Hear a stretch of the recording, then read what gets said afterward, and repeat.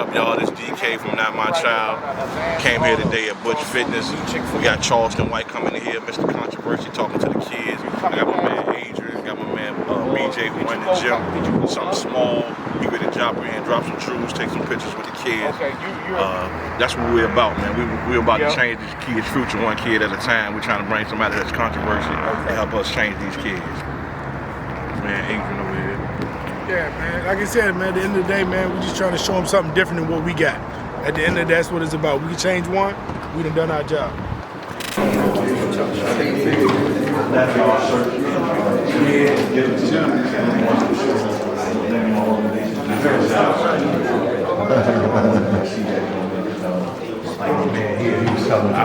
I just caught on to you 3 weeks ago, Charleston.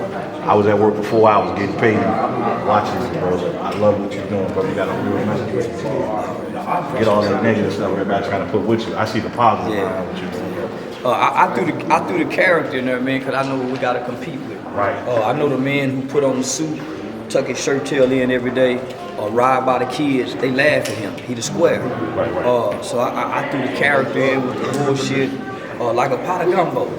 Put it all together, but it's cultural. It's who we are and what we represent as a culture. So if anybody got a problem with the character, then turn off rap music. Y'all hear that? Yeah, if you got a problem with what you see me do on the internet, then turn off rap music. Because all I did was just projected the culture back to our people. Fuck you, bitch ass nigga. So that's the rap.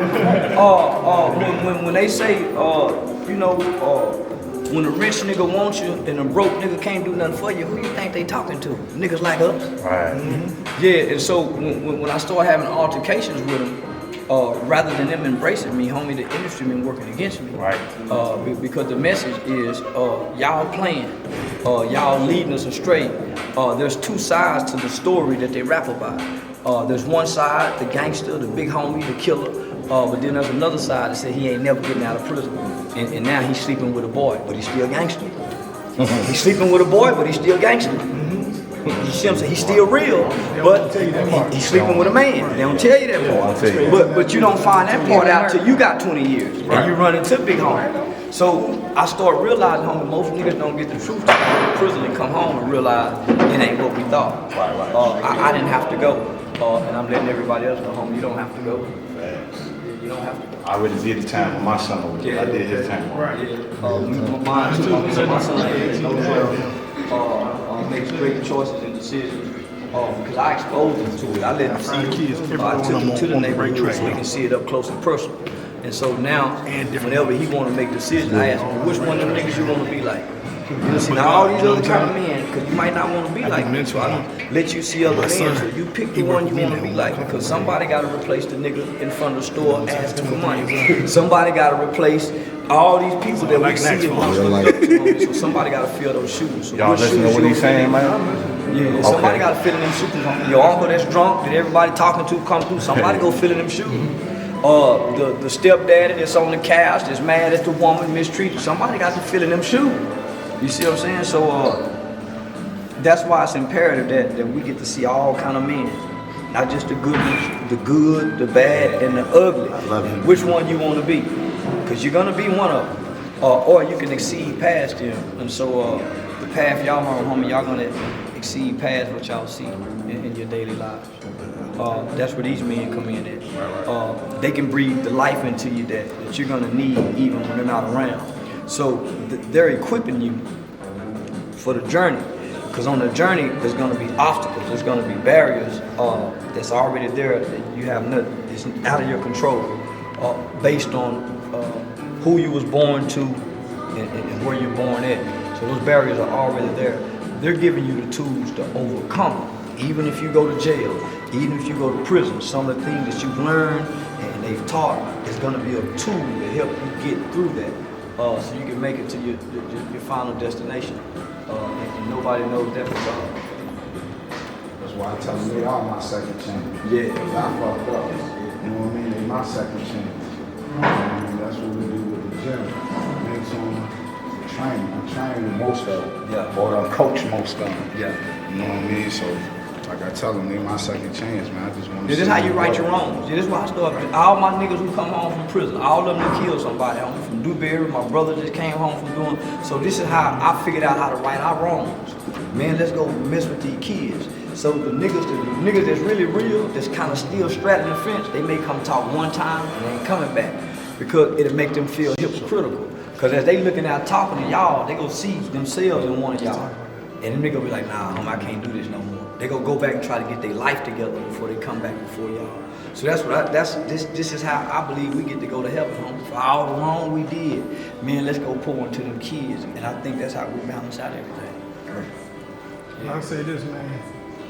Like one of the things that he talk about, y'all, right, is y'all may see him say something that's very salacious, right? Yeah. Like he said, fuck Nipsey Hussle, right? That's a character. But what people don't understand is he ain't saying fuck the man that died. Yeah, eerie. He's saying fuck that character. And let me tell y'all what I said. I went to the funeral. So I'm kind of like you guys. I never really heard Nipsey music. And I was living in LA at the time. And I'm a Rolling 60. So I got a tattoo. So I went to the funeral with the Rolling 60, the founders of the Rolling 60. I'm from the South, nigga. We don't smoke weed in church, but the funeral wasn't at no church. It was at the Staples Center, so you kind of justified a little bit. But as a nigga sitting there getting high, smoking a blunt, you looking at all these people up here, homie. You see the lights, they playing this music, it's cussing. But when you look at the family, all the celebrities are sitting down with the family. You looking at the family, homie, they ain't operating how we operate. You see what I'm saying? So as they began to talk, I kept hearing Earvis. I didn't even know that was his name. I kept hearing Earvis. So when Lauren London and Lil Wayne's son got up there and spoke, I think he was probably 8 years old at the time. He said, last night, Earvis came to me in a dream, and he was in heaven. I put that blunt out and said, man, who telling these kids to say this? Because he's articulating it, homie. So, nigga, I always was taught that God speaks through old people and children. So he's saying he was in heaven, and he detailed the conversation. He said, what's up, killer? That's what he used to call me. So I'm saying, man, how can these kids say this if that ain't, how can he? So, nigga, I heard Lauren London, she kept saying Earvis. So I said, man, we heard from Nipsey, the rapper. He still here, because we bumping his music. But Earvis ain't here, homie. What them people were saying about Earvis, that ain't who we all know. We know Nip, neighborhood Nip. Man, them people buried Earvis, and they sick. They ain't spoke on it. They closed down the shop. They ain't gave no interviews because they hurt. We still hollering about long live Nip. Homie, them people ain't saying that. And he was killed by his gang. So when I understood that, homie, spiritually, homie, I'm rebuking that character, only to embrace the man that God created, nigga. The people over in his country don't say Nipsey. They celebrate his name because his name have a meaning. That's why I asked y'all, everything gotta have a meaning. Your name, when your mama look at you and say, we gonna name him Jimmy Lee, nigga, Jimmy Lee got a meaning. And you go change it to Shoot 'em Up Bobby. They done thought long on his name. And your last name have a meaning. Your last name is what gives you pride. Man, I'm a Jackson, I'm a Bush, I'm a Kennedy, I'm a Hillary, I'm a Hines. Homie, them last name have meaning. Here we are, we take to some bullshit. So homie, it's easy for me to say fuck King Von, because I still don't hear nobody say his real name. Wow. Still don't even know his real name. It's easy for me to say fuck them characters. They like wrestlers. It's hard for me to say fuck Earvis. And I watch them people cry over me. They ain't cry over me. When mama get you, nigga, she put you in that casket, she ain't crying, but what the hood crying over you. That's her baby. You ain't no baby to the hood, nigga. So I understand that. And so, nigga, y'all gotta understand it. Nigga, what y'all think love you? No. You don't know what love you really to this guy. You don't know how much your mama love you to this guy. You don't know who gonna feed you to the people that really feed you ain't feed you no more. Nah, homie, so, I bought the bullshit at y'all age, so I sit out on the path when I could I'm not supposed to be lawyer. I told you, I want to be gangster, because that's when my uncles would come home from prison, come home from jail, and paint to me. When I looked out into the community, nigga, all the big parties was the welcome home prison party. Man, when the high school motherfuckers graduated from high school, wasn't no parties.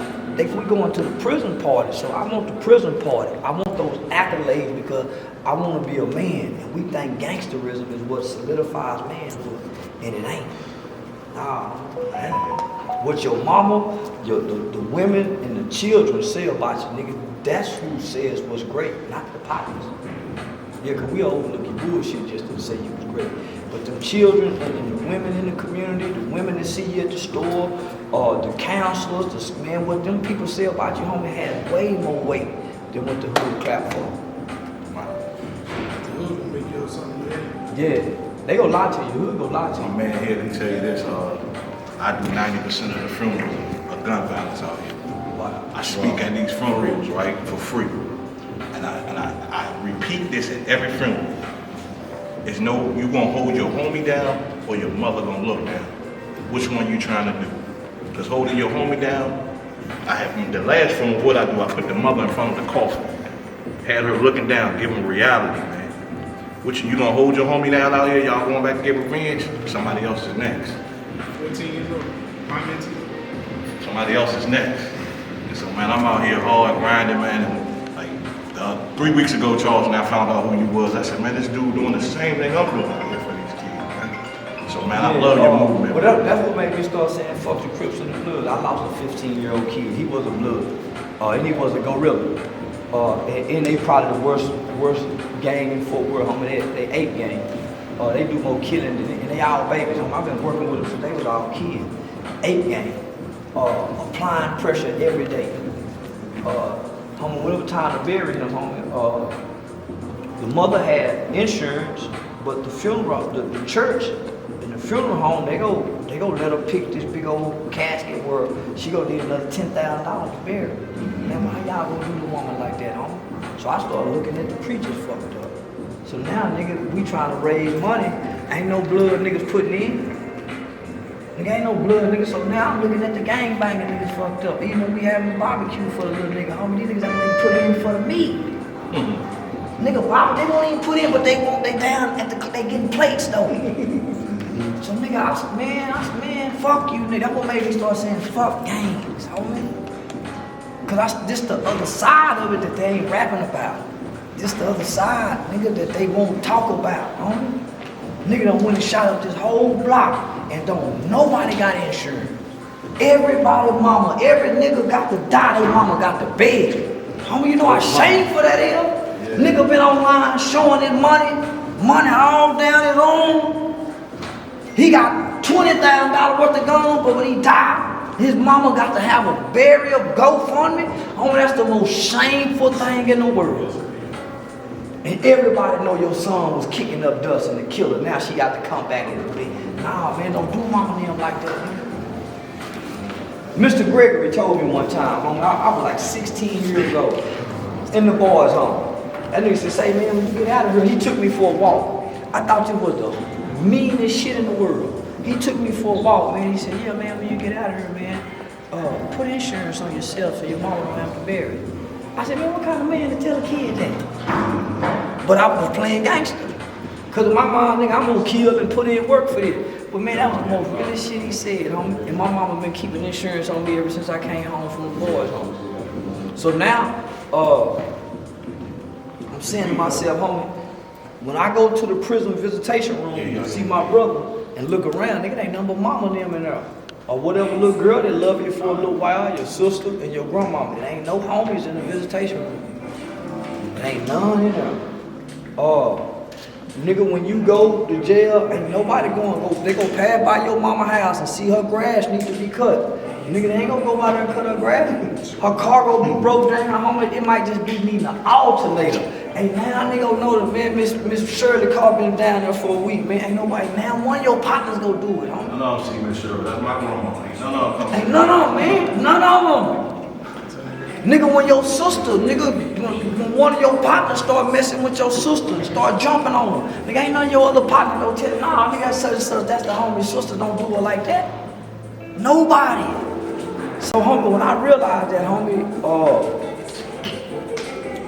I looked around in the household and I said, this my gang.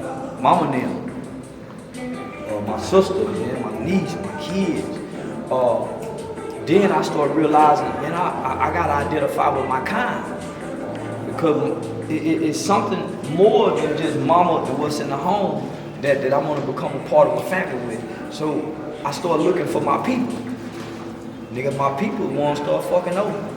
I started connecting with people just because they were black.